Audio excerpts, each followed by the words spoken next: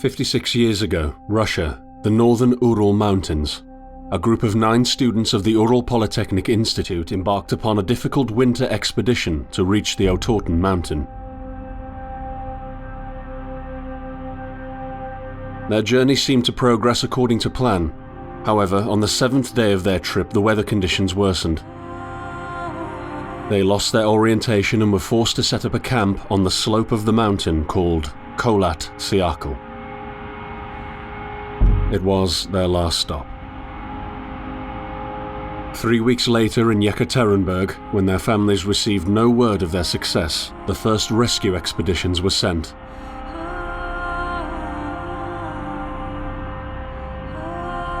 On February 25, 1959, an abandoned encampment was found. The tent was torn down and covered with snow, with all the group's belongings left inside. Further examination revealed it was cut from inside out. The surrounding footprints indicated the crew had fled the tent. They were barefooted. This suggests a frantic escape, characteristic of people scared out of their wits. 2 sets of prints led to a forested area down the slope. The rescue team found an improvised fireplace and 2 bodies. They were lying in but their underwear, with cuts and scratches to their limbs, suggesting they had tried to climb the tree in panic. What could terrify them so much? The next 3 bodies were found scattered a few hundred meters from the first discovery. One of them had suffered a fractured skull, this despite no evidence of a struggle. It took the spring thaw 2 months later to enable the rescue team to find the rest of the victims. The last 4 skiers were found buried in a thick layer of ice and snow. Their autopsies led to even more bizarre findings. All of the bodies had severe internal injuries caused by an undetermined force, similar to that of a serious car accident. No external damage nor bruises were visible, besides a tongue ripped from one victim's mouth and a strange orange skin color. Much speculation arose from these puzzling events. Such theories included attack from the local tribesmen, from an avalanche, or animals. Each theory, however, only served to create more questions. The truth behind this tragic course of events remains unexplained to this day. What really happened? Maybe the answer still waits to be discovered, deep under the snow.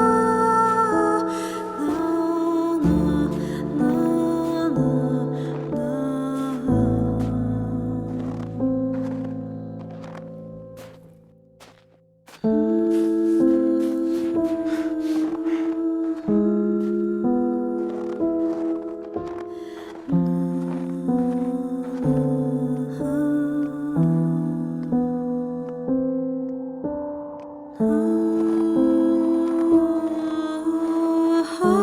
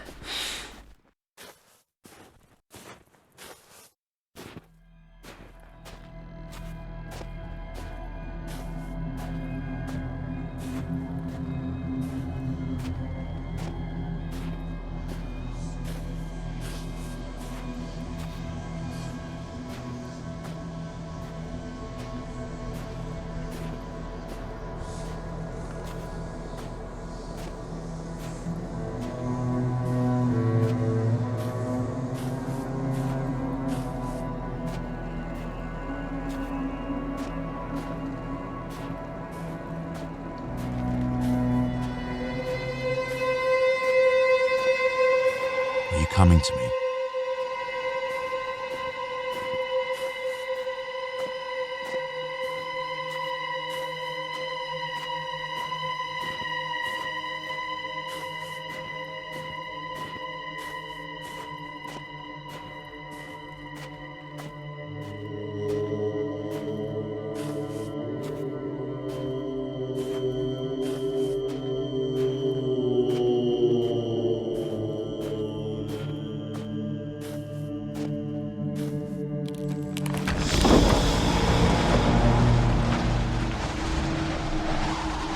In the end, the only thing I saw was a flash, an insufferable burning light, the pain ripping apart my body.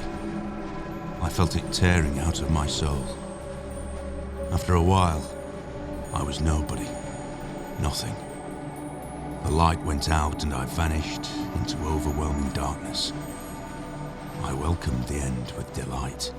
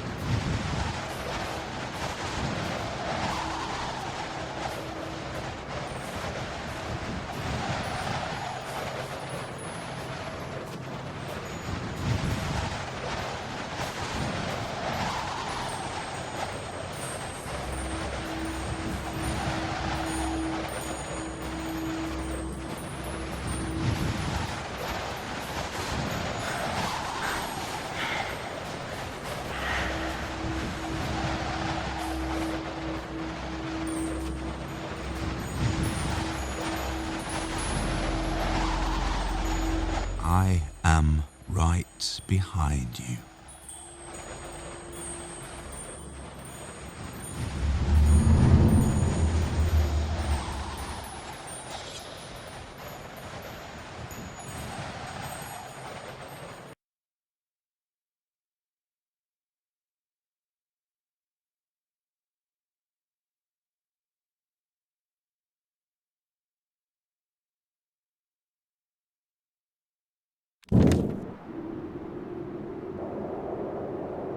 Have you ever tried to hold on to your humanity when others convince you of being no more than a subject, an object, which they can bend to their will?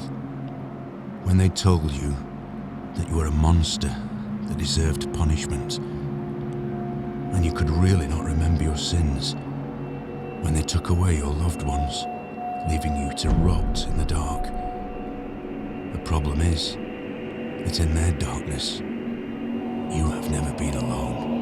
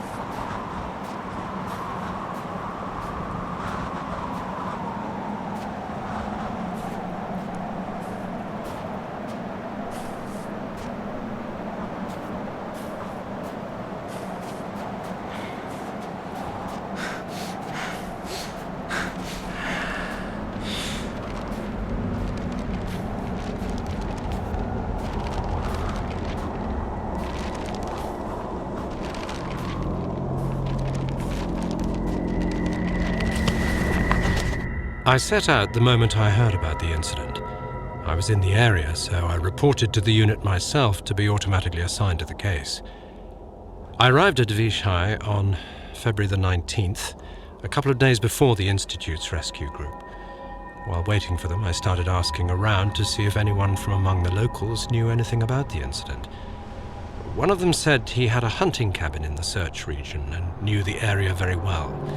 I decided to use him as a guide. When the rescue team had finally arrived, I explained to them what the unit's role was in this mission and that all discoveries or observations should be brought to my attention before anyone else's. We established priorities, checked the equipment, and set off right away. It was not until February the 26th we found the tent that I believe belonged to the students. Initial findings show that the people in the tent cut its sidewall and for some reason tried to escape from it in panic. The tracks in the snow led to a forest 1.5 kilometers away. But the trail went cold after 500 meters and we had to carefully search the entire area. This was not a place of any average incident. We had shivers crawling all over our bodies because of the atmosphere surrounding us. I was convinced that something more than just an accident had occurred here. I had the feeling we were dealing with something unnatural.